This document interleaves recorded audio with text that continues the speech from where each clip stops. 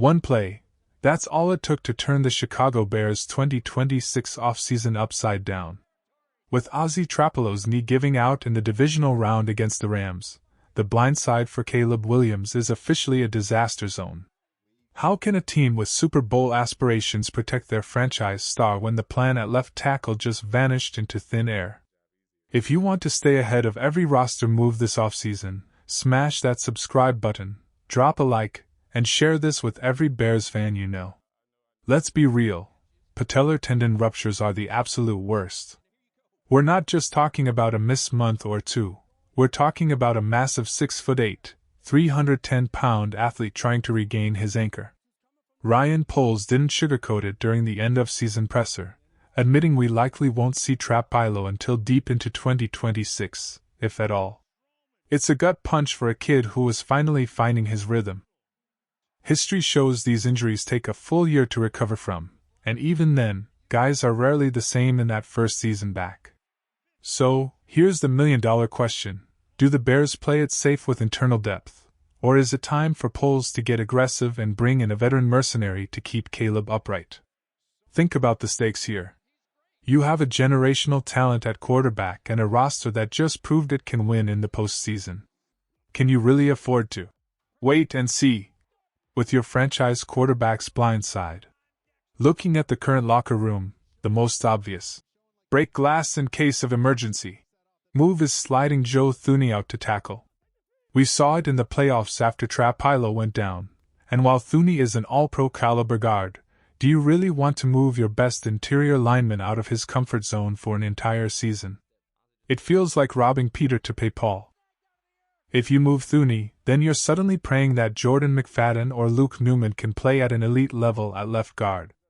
It's a domino effect that could weaken two positions instead of just one. If you're Ryan Poles, do you trust Joe Thuney to protect the blindside for 17 games?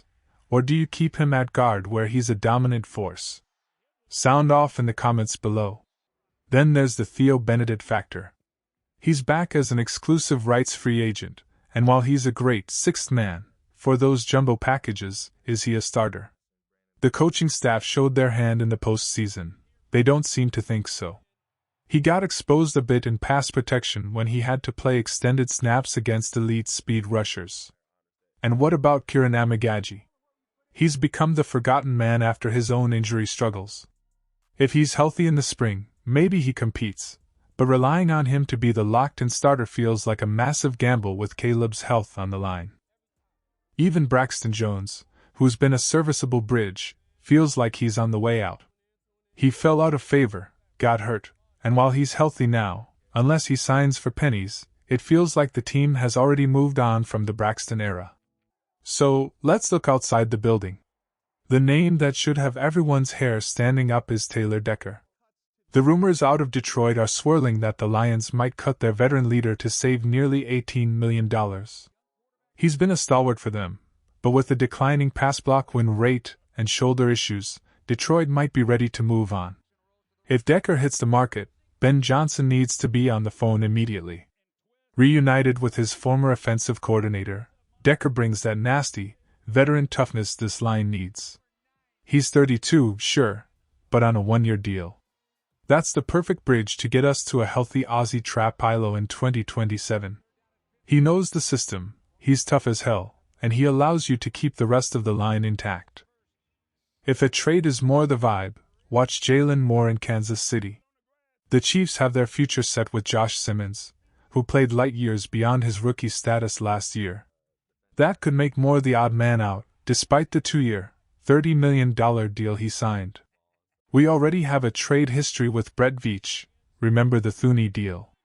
Moore has starting caliber tape from his time in San Francisco, and would be a high-end solution if the price is right.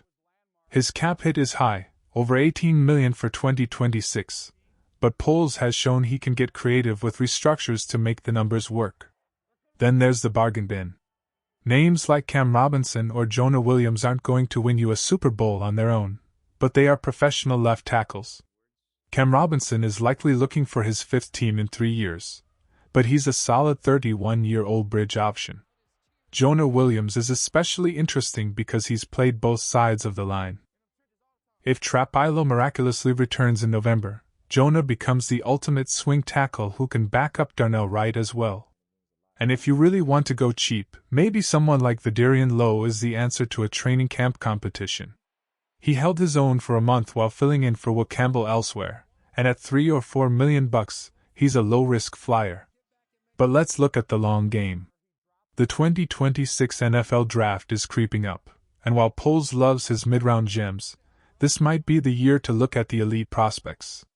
Monroe Freeling out of Georgia is a freak athlete who is flying up boards right now. He looks like a prototype blindside protector, light feet, huge frame, and battle-tested in the SEC.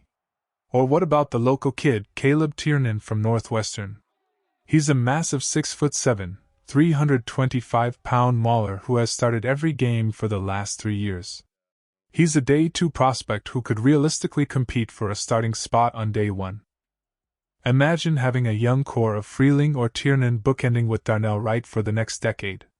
And don't forget about Caden Proctor. He is a massive 360-pound beast out of Alabama. While some scouts think he might eventually move to guard, his power in the run game is undeniable. If Detroit cuts Decker, they might be looking at Proctor themselves, so the Bears might have to jump them if they want the Alabama star. At the end of the day, the Bears cannot afford to be passive.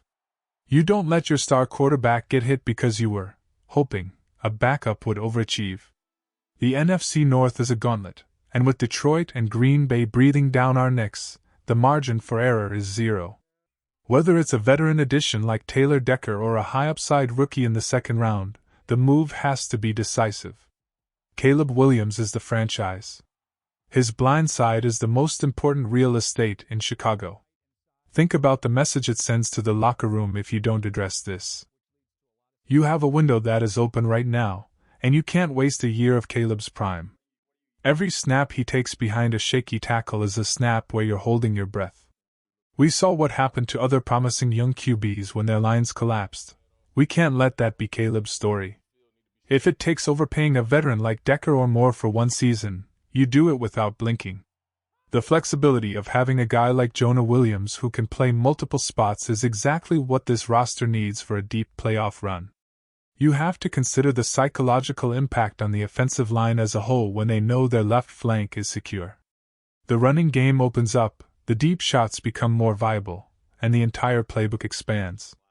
This isn't just about one position, it's about the ceiling of the entire Chicago Bears organization. Ryan Poles has been calculated so far, but this is the moment where he needs to be bold. Let's get the right guy in here and make sure 2026 isn't a what-if season. I want to hear from you. Take a look at this roster in the market. Who is taking that first snap at left tackle in Week 1? Is it a veteran addition, a draft pick, or are we rolling the dice with the guys already in the building? Does a guy like Monroe Freeling intrigue you, or are you all in on a trade for a proven vet? Make sure you've hit that subscribe button so you don't miss our next breakdown as free agency kicks off. We're going to be all over every rumor, every trade, and every signing. Bear down.